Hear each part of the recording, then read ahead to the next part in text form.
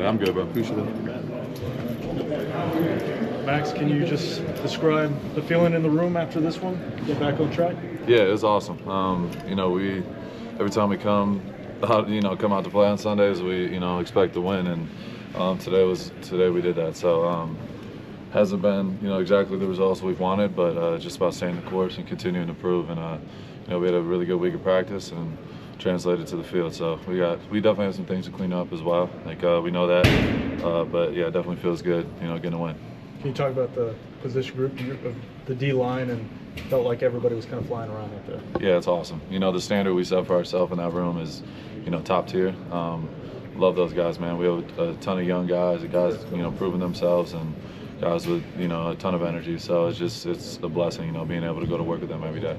Excellent. How much do you feel like the players' meeting was a positive? It's complete bullshit. I don't know who made that up, and I hear different random bullshit all the time. So I don't know who came up with that, but that was 100% false. Max, so I don't know where that comes from.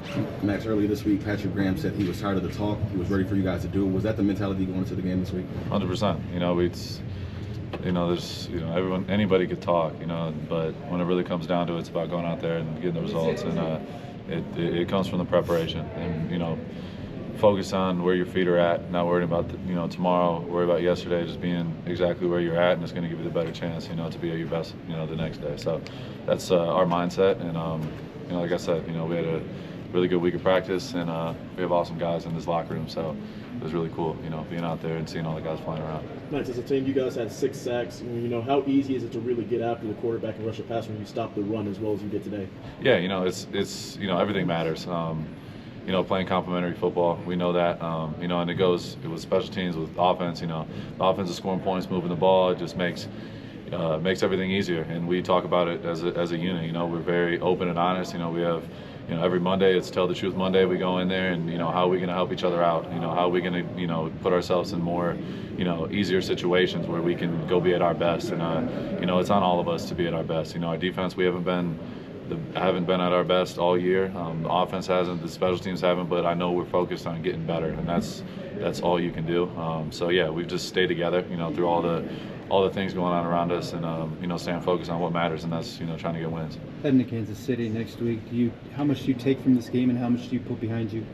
I mean, you got to treat the losses and the wins, almost the same, because you can't get too high, can't get too low. You got to be even keeled. You got to be calm in the storm. You got to beat the storm. You know what I mean? You can't be riding the roller coaster all the time. If you are the storm, you control the outcome of what's about to happen. So I feel like that's kind of our mentality, is just not getting too high, too low, no matter if it's win or loss. So we, obviously we're trying to have this feeling more often. That's the ultimate goal. We want to win.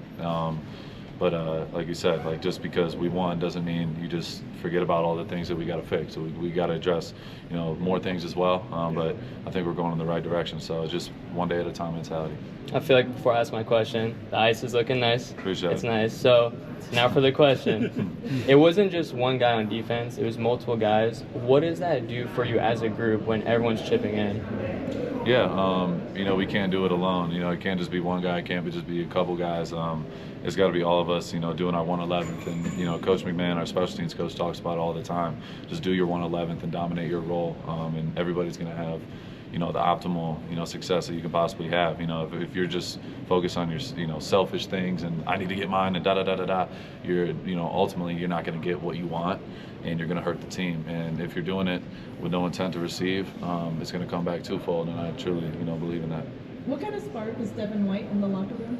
Oh, he's been awesome. Dev is he's a character, to say the least. But yeah, he's been awesome. With him, coming in, trying to prove himself. He's had a lot of success in this league.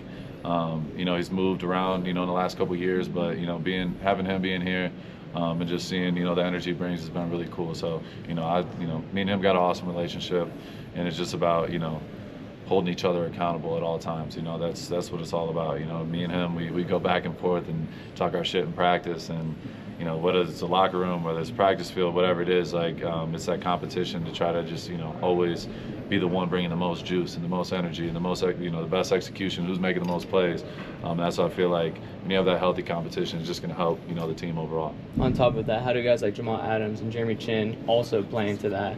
Oh yeah, no, those guys are awesome. You know, Chin's a little bit more quiet, but he's a great dude, great teammate, and just the energy and the way he plays the game. He flies around and he has no fear when he's out there on the field. So when you have a guy like that on the back end and being able to, you know, move him around in a lot of different spots, his versatility helps our defense a lot. So he's been incredible, you know, since he's been here.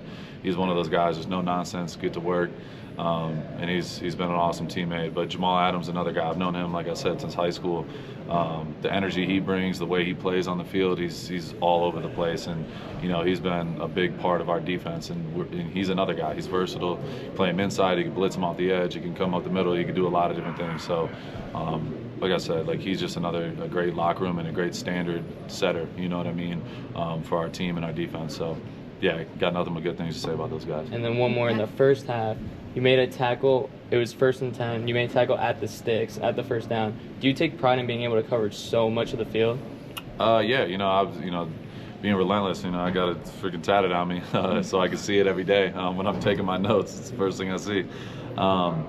You know, you got to be relentless out there, and if you want to be different, you got to be, you know, you got to act different. You got to be consistent to that all the time. So whether I got to sack the quarterback or get a TFL or bat the ball or run somebody down on the sideline, I want to be able to do that to help my team win. That's all that matters. Max,